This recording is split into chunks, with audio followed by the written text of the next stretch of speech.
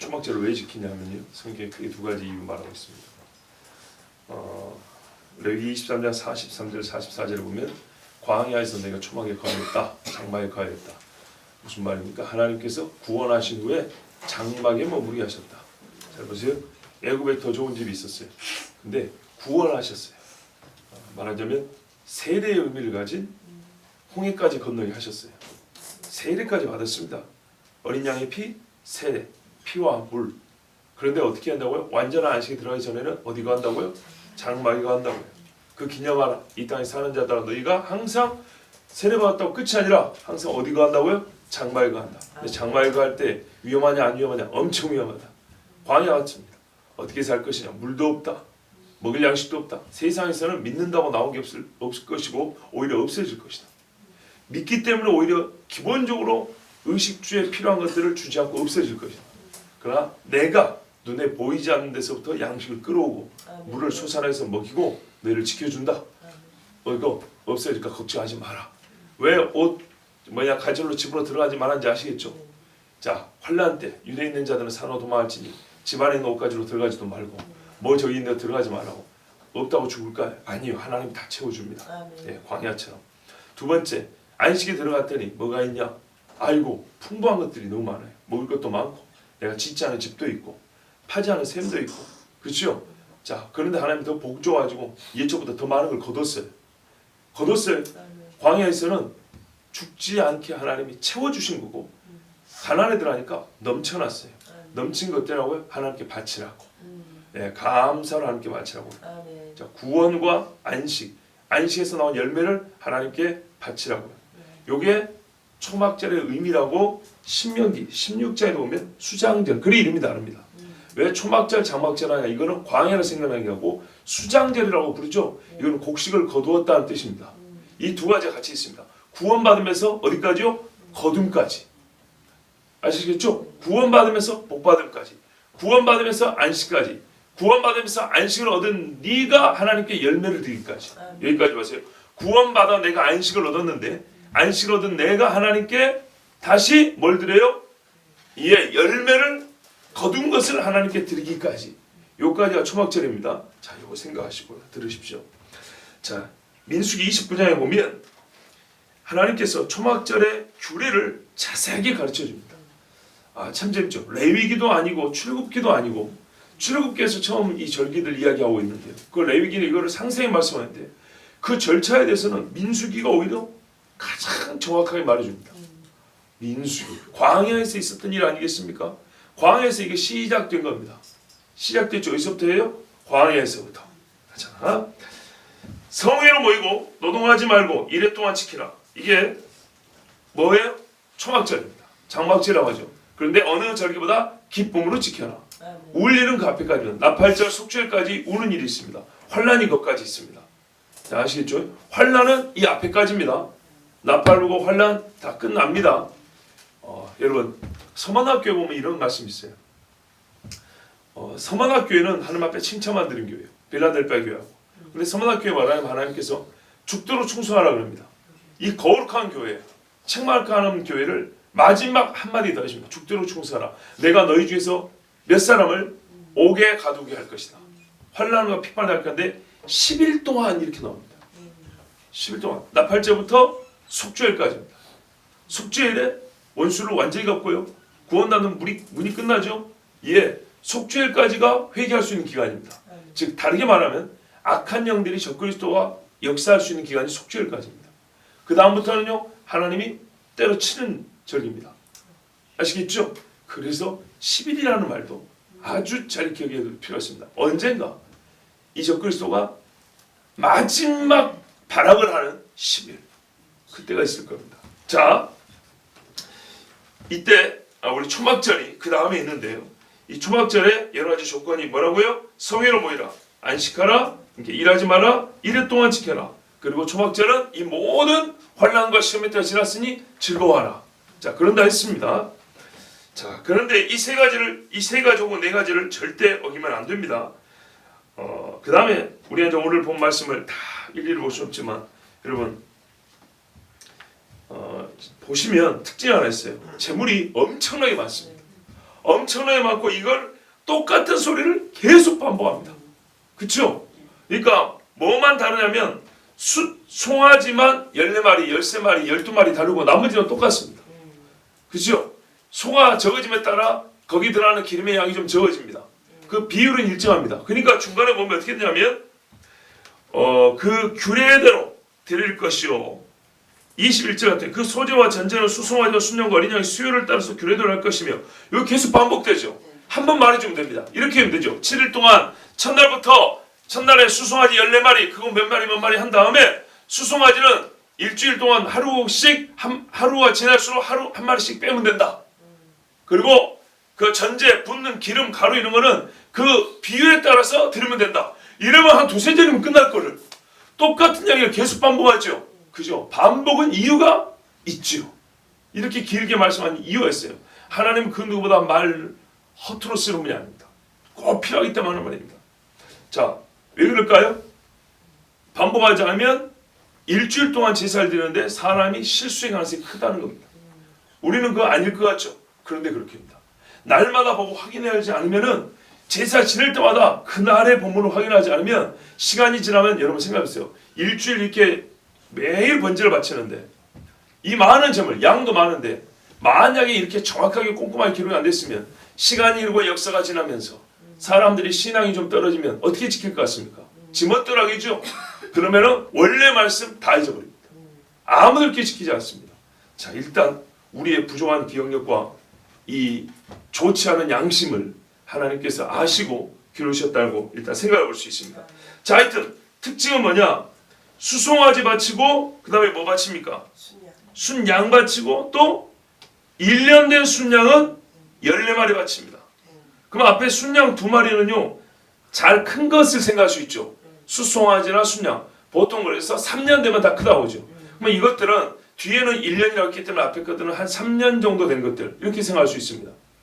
순양 1년 된 것들은 하루에 14마리씩 무조건 바칩니다. 자, 여러분 생각해 보세요. 원래 상반제가 있습니다. 아침 저녁으로 양 한 마리씩 바칩니다.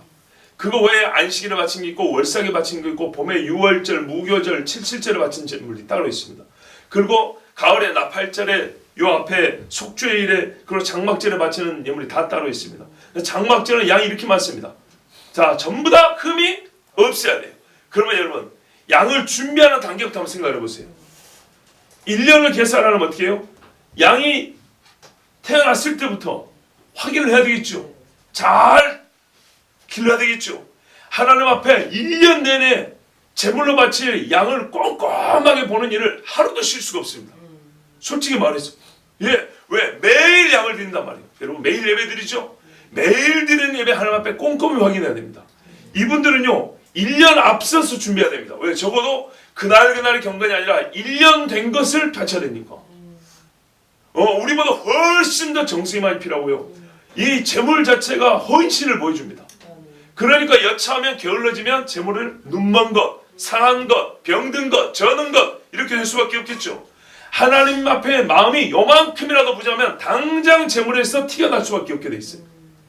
양이 엄청나게 많아요. 장막절만 봐도 이 정도면 셀 수 없습니다. 그렇죠? 꼼꼼하게 기록해주지 않으면 세기도 어렵습니다. 아무렇게나 바치기 쉽습니다. 한 번의 예배도 절대로 함부로 바치면 안 돼요. 아멘. 자, 우리 천년왕국 생각한다 해볼까요? 천년왕국 때 천년 주께서 다스립니다. 또 예수님과 함께 왕노라는 사람도 있습니다. 와, 주님이 눈앞에 있으니까 예배 잘 드릴 것 같지요? 그렇죠? 그럴까요? 그렇지 않습니다. 여러분, 우리 예배 드리는 횟수가 많기 때문에 신앙이 횟수만큼 올라가던가요? 절대 그렇지 않죠. 이거는요 횟수와 양이 중요한 게 아니고요. 여기서 1차적으로 깨어있음이에요. 깨어있음. 이 분량을 흠없는 것으로 바치려면 잡는 것도 힘들거든요. 준비하는 단계부터 항상 깨어있지 않고는 이 분량의 짐승을 바치는 것 자체가 불가능해요. 장막절은요 기쁨이지만요 정신줄을 놓지 말라고요. 철저하게 그 어떤 절기보다 기쁠수록 깨어있어야 되는 거예요. 여러분 나팔절 속죄는 우는데 어떻게 안 깨울 수가 있어요. 안 우니까 자는 거지. 우는 사람 치고 잠자는 사람은 거의 없어요. 그런데 포도주 마시고 즐거워할 때는 어떻게 해요? 잠자는 사람이 생각보다 많이 나옵니다. 이렇게 제정하지 않으면 반드시 예배, 절기 엉망진창 되어버립니다. 자, 오늘 제가 여러분 드리고 싶은 말씀이 이겁니다. 왜 이렇게 하나님이 재물을 많이 바치라고 했을까? 그리고 특이한 거는 수송아지만 왜 한 마리씩 줄까? 마지막 7번째 날 7마리, 13, 12, 11, 19, 7 이렇게 달라져요. 8번째 절기는 그러면 8번째 날은 몇 마리 바쳐야 될까요? 수송아지 6마리로 가야 되죠. 근데 한 마리로 뚝 떨어져요. 왜 그럴까요? 이 한 마리는 어떤 거냐면요. 나중에 읽어보세요, 여러분. 봄절기는 수송아지를 2마리씩 바치게 돼 있어요. 6월절 무교절 뭡니까? 오순절 있죠? 그러니까 무교절, 초실절, 오순절인가 하여튼 봄절기는 송아지들 2마리씩 바치는데 가을절기는 한 마리씩이에요. 그런데 초막절이 시작되면 14마리로 13마리 갑자기 늡니다. 그러니 쭉쭉쭉 간 다음에 제8일 어제 들었죠? 이래서 말씀은 이어서 들어요. 어제 들은 제8일은 새로 시작인다 그랬죠? 새로 시작을 해서 6마리로 준 게 아니라 한 마리로 확 줄어버립니다. 근데 한 마리는 나팔절 속죄일에 바치는 양입니다. 즉 다른 가을절기와 분량이 똑같아져 버립니다. 어떤 의미로 보면 가을절기의 시작이란 말이 되고 가을절기의 완성이란 말이 될 수도 있습니다. 8번째 날은 뭐라고요? 나팔절과 속죄일처럼 한 마리로 뚝 떨어진다. 가을절기의 새로운 시작이다. 그리고 가을절기 전체의 통일성을 맞추는 양이 적기 때문에 오히려 완성이 될 수 있다. 아시겠습니까? 자, 오늘 우리가 읽은 한번 볼게요. 35절 장엄한 대회 8째 날 안식하고 수송아지 번제로 한 마리. 자, 이렇게 돼 있죠. 자, 여러분 29장 8절 보세요. 속죄일에 수송아지 한 마리. 맞습니까? 그 다음에 7째 달 초하루는 월사함에서 나팔절이죠. 2절 보세요. 29장 2절 수송아지 한 마리. 나머지는 똑같아요. 순양 여기에는 한 마리와 1년 되고 흠은 순양 7마리 또 이렇게 돼 있죠. 맞습니까? 예, 다른 것들은 보면 물론 양이 좀 다르긴 합니다. 순양 7마리, 7마리 여기는 14마리 이렇게 돼 있기도 하고요. 순양 한 마리인데 저기 뭡니까? 장막절에는 순양 2마리 이렇게 돼 있습니다. 양이 많은 거는 열매를 거두어서 드리기 때문에 양이 따블이 된 겁니다. 그렇게 보시면 됩니다. 왜? 이거는 추수를 거두고 신명기 보면 감사 제물을 거둔 거기 때문에 너희가 곡식을 거둔 걸 바치기 때문에 양이 따블은 기본적으로 이해할 수 있는데 특별히 다른 것은 수송아지의 분량입니다. 그리고 매일 속죄제로 양 한 마리는 또 바치죠. 매일 속죄제로. 아무리 이렇게 거룩한 예배라도 우리는 뭐가 있어요? 예, 흠결이 있어서 속죄제를 계속 바쳐야 한다는 얘기입니다. 그런데 우리가 이제 주말까 뭐냐면 이 초막절을 천년왕국 때도 지킨다는 얘기입니다.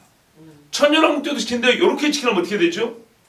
매일 속죄제를 바쳐야 된다는 얘기고 엄청난 제물을 드려야 된다는 얘기고 여전히 이게 양이 줄면서 8번째 날이 되면 다시 한 마리로 다른 가을절기 시작으로 다시 돌아간단 말입니다. 우리가 어제 이제 들었죠. 왜요? 8번째 날이 될 때 이 모든 것들이 천년왕국이 끝날 때 마귀가 와서 한번 시험을 하는데 온 백성 만국을 미혹한다고 그랬어요. 이거 잘 보셔야 돼요. 미혹하는데 그 짧은 시간에 얼마나 크게 미혹을 했냐면 하나님의 거룩한 백성이 다 멸절되기 직전까지 미혹을 당해서 세계 만국 백성이 거의 모두 미혹이 된다고 돼 있어요. 그래서 하늘에서 불이 때려서 이 대적을 멸한다고 돼 있어요. 그러니까 다르게 말하면 남은 자가 오히려 적다는 얘기입니다. 1000년 동안 주님이 다스리는데도 남은 자가 적다는 얘기입니다. 의아하죠? 이상하죠? 이상할 거 전혀 없어요. 예수님 처음 오실 때 예루살렘 생각하면 돼요. 누가 예수님 알았습니까? 말씀이 육신이 되어 우리 가운데 거하셨는데 누가 알았냐고요? 생각을 해보세요. 우리는 이미 주어진 증거를 갖고 있습니다. 비슷한 사례를 갖고 있습니다.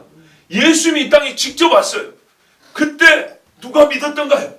죽이려고 안달이었지. 마귀가 활동을 하니까 죽이려고 안달이었죠. 마귀를 빼놓으니까 믿는 것이지. 마귀가 들어서 한번 휘젓고 하면요. 누가 예수를 믿던가요? 우리가 이제 금요일쯤에 보려고 하는데 초막절에 말씀이 요한복음 7장, 8장, 9절이 다 초막절 말씀입니다.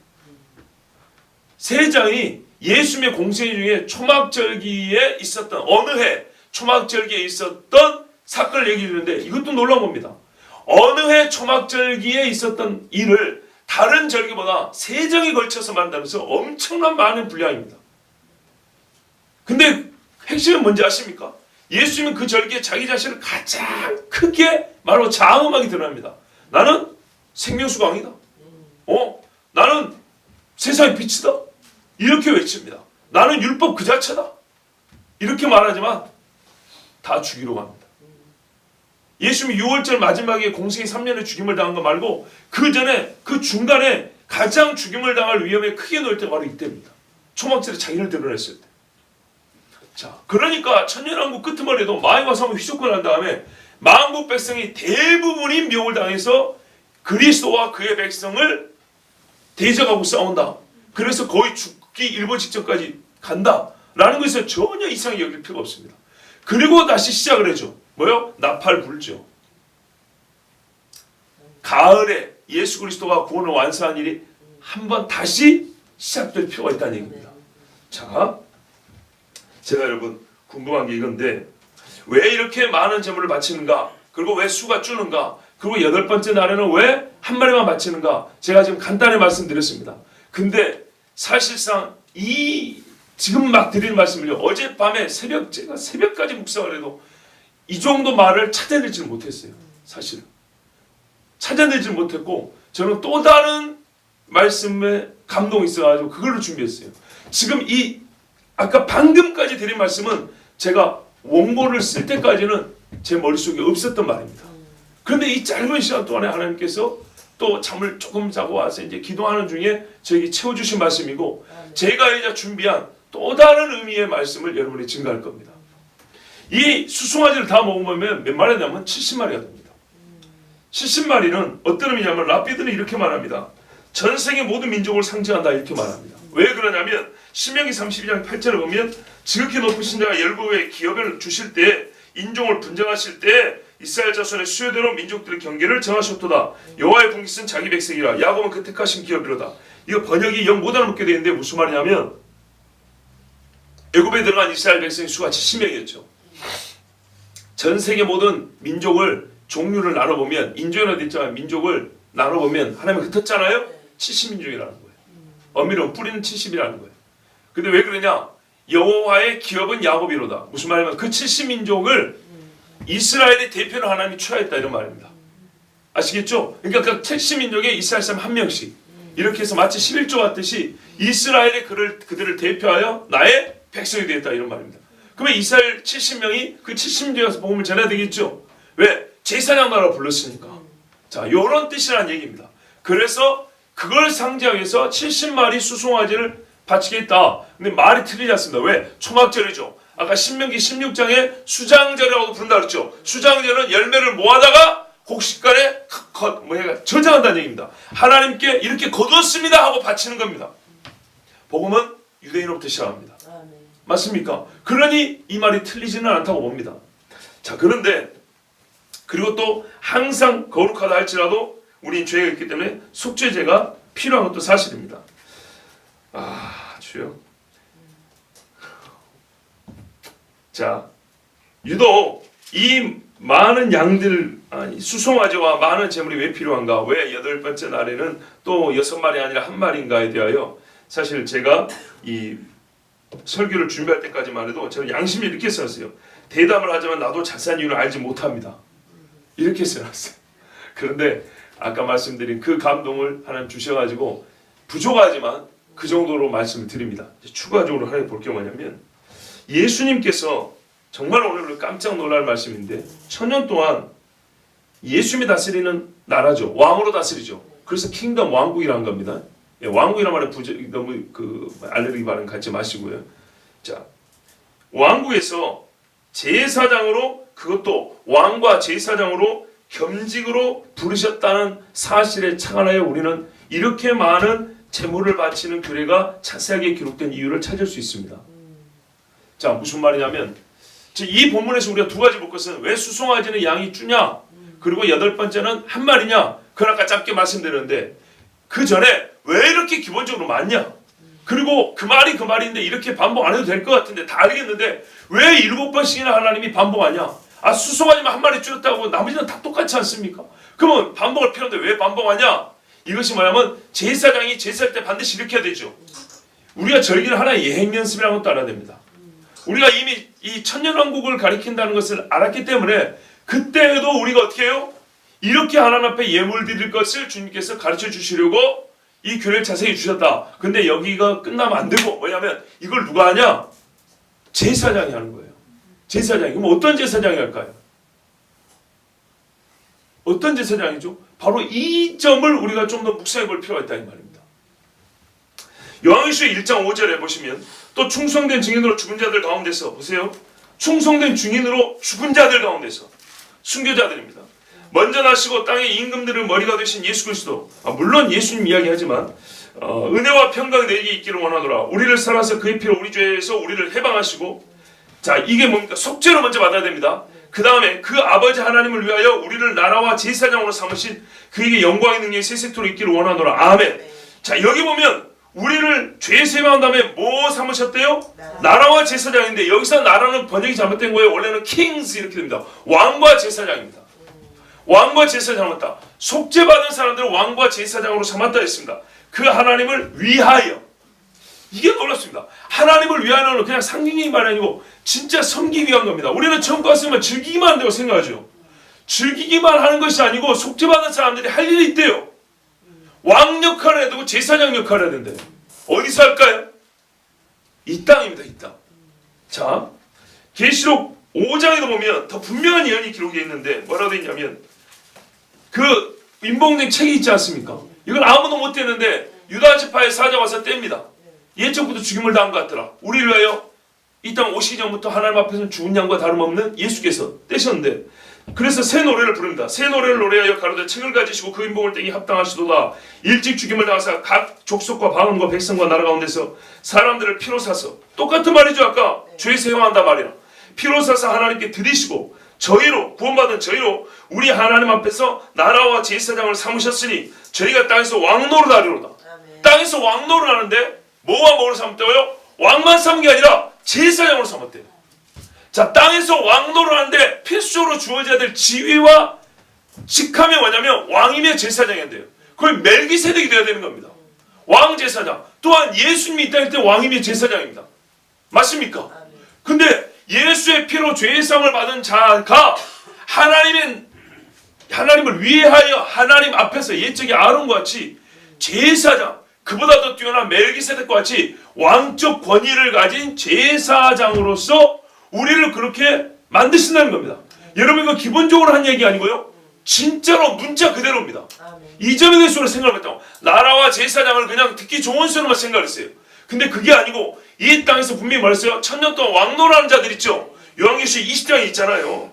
또 내가 보좌들을 보니 어제도 읽었죠. 거기 앉은 자들이 있어 심판하는 권세를 받았더라. 또 내가 보니 예수의 증거와 하나님의 말씀에 대한 목배움을 받은 자의 영혼들과 또 짐승과 그의 우상에 경배하지도 아니하고 이마와 손에 그의 표를 받지도 아니한 자들이 살아서 그리스도로 더불어 천년 동안 왕노릇하니, 천년 동안 왕노릇하는 이 첫째 벌에 참여한 사람이 어떻게 해요? 또 보면은 6절 보면 하나님과 그리스도의 제사장이 되어 천년 동안 그리스도 더불어 왕노릇하리라. 아멘. 이게 중요합니다. 우리가 왕과 왕노릇은, 왕노릇하니까 좀 천한가요? 왕의 왕적 권세를 행사하는 것은 너무나 당연한 것이죠. 왕이니까 왕적 권세를 행사하는데 하나님의 말씀은 반복하게 말하면 너희가 왕적 권세를 어떻게 행사하면 제사장으로서 행사하는 거야. 이렇게 말하고 있다는 거예요. 제사장으로서. 언제? 천년 동안. 천년 동안 순교한 사람들, 짐승에게 경배하지 않고 표를 받지 아니한 사람들이 첫째 벌에 참여한 사람들이 어떻게 해요? 이 땅에서 주님과 함께 왕적 권세 행사한다고 해서 이게 첫째 벌의 복이라고 우리가 막 그렇게 듣고 소망하고 나름대로 좀 들뜨고 그러지 않습니까? 근데 구체적으로 말하는 거예요. 너희가 어떻게 해서 왕적 권세를 행사하냐?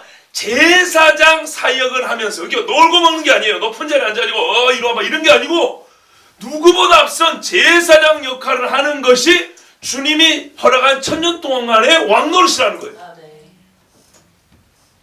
이해가 되시죠 이제? 네. 그래서 성경에 보면 제사장이 되어 왕노릇한다. 제사장이 되어 왕노릇한다. 3번 반복합니다. 계시록에. 우리는 이거를 지금까지 생각해보지 못했어요. 왕노릇은 왕이니까 하는 것이지 생각했지 누가 제사장이 되어 왕노릇한다 생각했습니다. 베드로가 했던 말을 기억해보세요. 너희가 왕같은 제사장이 된다. 이걸 우리는 복음 증거할 때 전도자의 역할만 생각한 거예요. 그것이 아닙니다. 문자 그대로입니다. 베드로는요 내다본 사람입니다. 변화산에서 진짜 마지막 장면을 본 사람입니다. 우리는 바울만 생각하는데 베드로가 보는 환상 우스다고 생각하십니까? 베드로가 하나님 앞에 받은 계시가 작다고 생각합니까? 전혀 아닙니다. 짧은 간에 나타난 마지막 이슬을 보세요. 모든 것이 불에 풀어지니 이것은 천년하고 끝난 다음 이야기입니다. 진짜 세상과 세상을 본 사람이 베드로입니다. 사도 요한은요 마찬가지입니다. 바울만 생각하면 안 됩니다. 하나님께서 이 모든 사도들에게 그날과 그때를 보여주셨기 때문에 이 사람들이 순교할 수 있었던 것이고, 복음을 위하여 진짜 제사장직을 사명을 감당하면서, 왜? 그날의 제사장이 되어야 되니까. 그날의 제사장이 되는 것이 곧 주의 보좌에 함께 하는 것이고 왕노를 하는 것이기 때문에 주님이 행하셨던 왕이며 제사장 하는 일, 왕이며 제사장이 돼야 진짜 왕이 되는 거예요. 성경이 말하는 진짜 왕은 피 흘려서, 보세요, 예수님도요 이 땅에 자기를 피 흘리지 않고는 하늘 보좌에 오르지 못합니다. 힘을 써 말씀하는 그거예요. 아시겠죠? 영으로 계실 때 보좌에 계시는 걸 말하는 게 아니라 육을 입고 중보자로 온 예수는 반드시 죽어야 되는 거예요. 반드시 제사장의 일을 감당해야 주께서 그를 어떻게 해요? 하늘 위에 높여 보좌에 앉히셨으니 이렇게 되는 거라고요.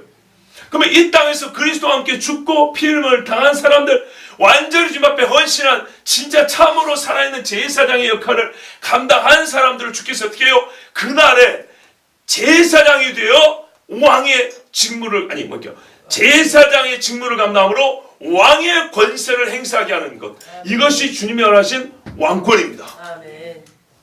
자, 이거를 보여주는 것이 바로 이 초막절입니다. 생각해 보십시오. 자, 이래가지고 이 순교자들과 이 남은 자들이 말이죠, 1000년 동안 초막절마다 이렇게 절기질 거예요. 스가랴 14장에 나오죠. 들어오란 말이에요. 근데 그때 누가 오냐? 이방인들이 옵니다. 이사야 60장에 보면 느바요, 게달의 장막, 이스마엘 족속들이 옵니다. 그 사람들이 재물을 엄청 많이 갖고 옵니다. 어마어마하게 갖고 오는데 이런 짐승들 가져오는 겁니다. 짐승들 가져올 때 누가 제사장 역할을 합니까? 누가요? 누가 제사장 역할을 할까요? 기본적으로 이스라엘 사람입니다. 보십시오. 이사야 60장에 보면 원망에서 내 자손과 그 은금을 아울러 싣고 와서 내 하나님 여호와의 이름에 드리려 하며 이스라엘의 거룩한 자에게 드리려 하는 자들이라. 이는 내가 너를 영화롭게 하였습니다. 자, 어디로 오면 이스라엘로 들어옵니다. 예루살렘입니다. 일어날 빛을 봐라. 60장에 이게 바로 예루살렘 성전을 얘기하고 있는 겁니다. 그렇죠? 그러니까 세상에 빛이 쫙 비치니까 주의 말씀은 예루살렘에서, 이게 바로 그때를 말합니다.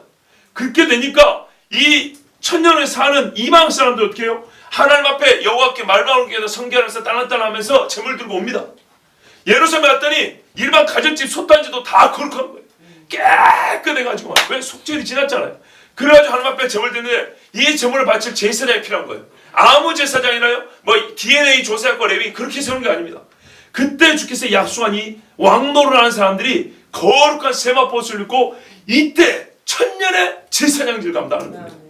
그 직분이 얼마나 영원한 것을 말하는 겁니다.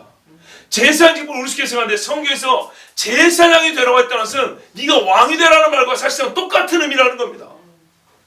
그러니까 이걸 귀히 여겨야 됩니다. 정말로 귀히 여겨야 됩니다. 그럼 누가 제사장 역할을 하냐? 첫째는 이스라엘 사람인데요. 이사야 61장 6절에 오직 너희는 여호와의 제사장이라 일컬음을 얻을 것이라. 그날에 이야기하는 겁니다.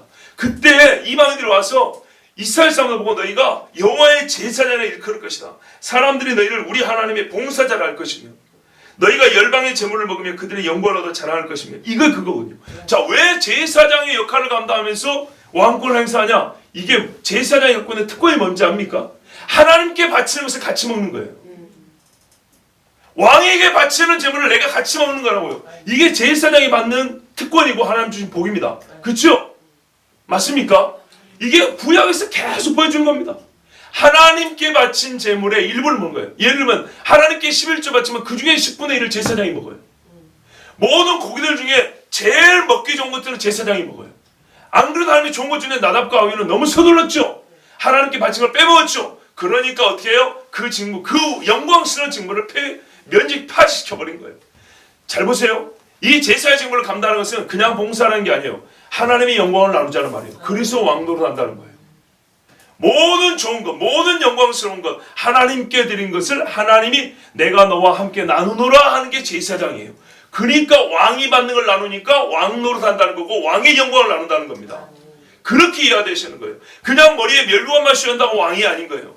하나님이 취할 것을 하는 거예요. 아담이 가졌던 게 뭡니까? 하나님이 다스리는 권세를 네가 다스리라 그랬잖아요.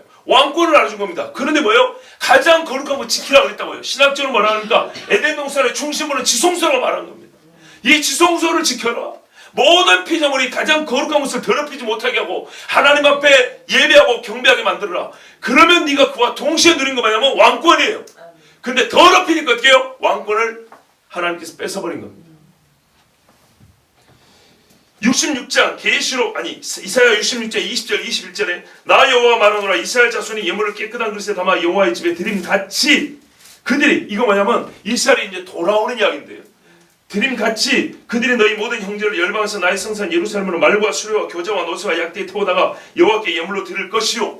그러니까 뭐냐면 이스라엘 자손이 하나님께 예물을 때 최고로 좋은 거 드리죠. 원래 그렇게 드려야 되죠. 그런 것처럼 그때가 되면 열방 사람들이 흩어진 이스라엘 사람들을 좋은 운송수단에 태우다가 예루살렘에 모셔다 준답니다. 그러면 하나님께서 그들 중에서 부른답니다. 그들 중에 불러서 나는 그 중에서 택하여 제사장과 레위인을 삼으리라 여호와의 말이니라. 자, 천년왕국에서 이스라엘 사람 중 누군가는 제사장의 직무를 수행하는 것을 우리가 알 수 있습니다. 그러나 요한계시록 말씀과의 차이점은 뭐냐면 잘 보세요. 이들은 죽지 않고 살아있는 자들 중에서 제사장과 레위인이 되는 겁니다. 자, 이제 이거 여러분 조금 헷갈렸을 거예요. 요한계시록에는 1000년 동안 왕노릇한 사람이 제사장의 직무를 감당하면서 제사장의 직무를 감당을 하기 때문에 왕노릇한다고 그랬는데 지금 이사야 말씀은 이스라엘 사람이 결국에는 제사장 한다는 얘기잖아. 여러분 근데 이것이 그러면 뭐야? 이상한데? 그렇게 생각할 분이 있었을 거예요. 이상할 거 하나도 없어요. 이사야 말씀은 살아있는 자들입니다. 그때가 생존한 자들 중에 하나님께서 이스라엘 사람이 돌아오죠. 그 중에 거룩한 이스라엘 사람들 뽑아서 그 중에서 다가 아닙니다. 그 중에서 뽑아서 제사장의 일을 감당해야 합니다. 그리고 요한계시로 말한 것은 왕노라는 제사장을 얘기합니다. 이 이사야 말은 왕노라는 제사장 아닙니다. 요한계시 왕노는 뭐예요? 순교한 사람, 그리스도 복음에 순교한 사람, 환난 때 짐승표를 받지 않고 짐승에 전하지 아니한 사람, 이들이 첫째 부활에 참여하고 1000년 동안 하나님의 왕과 제사장으로서 왕노를 이렇게 됐다고요. 차이가 있습니다. 아시겠죠? 차이가 있습니다. 굳이 이 차이를 쉽게 나누면 일반 제사장과 대제사장의 차이라고 보시면 되겠습니다. 쉽게 나누면 이렇게 해서 하나님께서는 이 1000년 동안에 제사장들 삼는 사람들을 이렇게 예언하셨고 어떤 사람들이 제사장이 된다고 주님 말씀하셨고 그 제사장의 영광과 엄청난 그 권위가 무엇인지를 가르쳐 주셨습니다. 특별히 마지막에 1000년 동안 왕노라는 제사장들, 제사장이기 때문에 왕이 된 사람들, 이 사람들이 갖고 있는 권위와 영광은 우리 사람의 말로 형용할 수 없습니다. 왜냐하면 보좌에 앉으신 주님 것을 나눠주는 것이니까요. 이거 엄청난 겁니다. 자, 근데 그들이 하는 게 뭐라고요? 해가 되면은 이 모든 재물을 하나님께 바치는 거라고요. 철저하게. 그런데 이게 바칠 때쯤 되면 어떻게 하냐면 내일 볼 건데요. 초막절은요 7년에 한 번씩 초막절을 지키면서 율법 전체를 낭독하게 되어 있습니다. 그러면 7년째 되는 초막절에는 율법 전체를 낭독한다. 이스라엘 사람이 하나님의 말씀 전체를 다시 듣고 리마인드해야 되는 시기입니다. 자, 그때쯤이 될 때 마음식 가서 분명히 뭐냐면 핍박이 하나 미혹한다고 그랬어요. 무슨 말입니까? 말씀을 어그러뜨린다는 얘기입니다. 그 눈앞에 보이는 영광스러운 제사장들 보고도 미혹이 된다는 얘기입니다. 이게 마귀가 무서운 거예요. 저는 정말 마귀를 높일 생각은 아니고 성경대로 내가 성경을 믿기 때문에 하는 말인데 성경에서 마귀를 작게 표현한 데가 한 군데도 없다는 걸 아셔야 됩니다. 성경 어디서 마귀를 좁쌀만하게 표현했습니까? 성경 어디서 마귀를 한 주먹감으로 표현한 데가 있습니까? 그런데 믿음 좋은 사람들이 마귀를 한 주먹감으로 말을 한다니까요. 믿음이 좋아서. 난 그게 너무 못마땅해요. 하늘의 정사를 잡은 자고 말했고 땅의 임금이라고 말했다고요. 마귀를 그렇게 표현했어요. 완벽한 상태에 있었던 죄가 뭔지 알지부터 아담과 하와를 말 한마디로 거꾸로 뜨는 게 마귀입니다. 우리 하나님 말씀 얼마나 잘한다고요. 얼마나 충실시켰다고요. 예? 무죄한 상태를 경험해 먹죠. 우리는 처음부터 오염된 상태에 태어난 주제에 마귀를 우습게 알아요. 기도 막 한두 시간 하고 나면 막 갑자기 막 영적 군인이 생기면 마귀를 우습게 절대 그러면 안 돼요. 오히려 마귀를 이기려면 겸손해야 돼요. 마귀 앞에 하나님 앞에 나는 저 마귀를 못 이깁니다. 주님 도와주세요. 이렇게 겸손한 사람이 강해지지 절대로 우쭐해갖고는 못 이깁니다. 그 우쭐한 마음 자체가 마귀가 주는 거예요. 성경은 마귀를 작은 자로 기록한 적이 하나도 없습니다. 한 번도 없습니다. 그러나 또 겁내라고 말한 적도 없습니다. 맞서 싸우라 했습니다. 무지하게 강한데 너희가 예수 이름으로 맞서 싸우면 이긴다고 말씀한 게 하나님의 약속입니다. 자, 그 마귀 앞에요. 깨어있지 못하니까 어떻게 됩니까? 미혹당해서 대부분이 또 불못으로 떨어집니다. 이게 무서운 이야기입니다. 자, 그렇다면 보십시오. 하나님께서 이 많은 재물을 왜 바치게 하셨을까요? 저는 오늘 두 가지입니다. 초막절에 담겨진, 천년왕국대에 담겨진 엄청나게 놀라운 제사장의 복. 그 복이 무엇이냐? 그 복을 하나님 앞에 확실히 누리는 것이 어떻게 보면 제사장으로 섬기면서 누리는 거예요. 이만한 재물, 여러분 거꾸로 말하면 재물이 많을수록 많이 섬기죠. 제사장 직분을 더 많이 하죠. 그만큼 더 많은 영광을 누린다고 보셔야 되는 거예요. 우리는 제사장이 고생을 많이 하면 힘만 든다고 생각하는데 아니요. 하나님의 말씀은 우리가 안 살아봐서 그래요. 제사장 직분을 열심히 할수록 영광이 크다고 말해준 거예요. 나의 분깃을 너에게 나눠줄 게 많은 거예요. 바꿔 말하면 짐승을 많이 잡으면 많이 얻어갈 게 있는 거예요. 제사장들이. 어느 정도요? 내 보좌에 함께 앉아 왕으로서 누림까지, 왕노릇함까지. 그것을 이 분량이 많은 것을 우리 하나님께서 보여주십니다.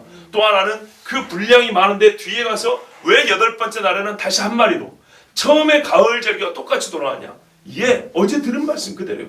다시 소멸하고 새하늘 새 땅으로 가니까 이 가을 절기가 말하는 최종적인 주님 나라 완성될 하나님의 나라가 그 뭡니까?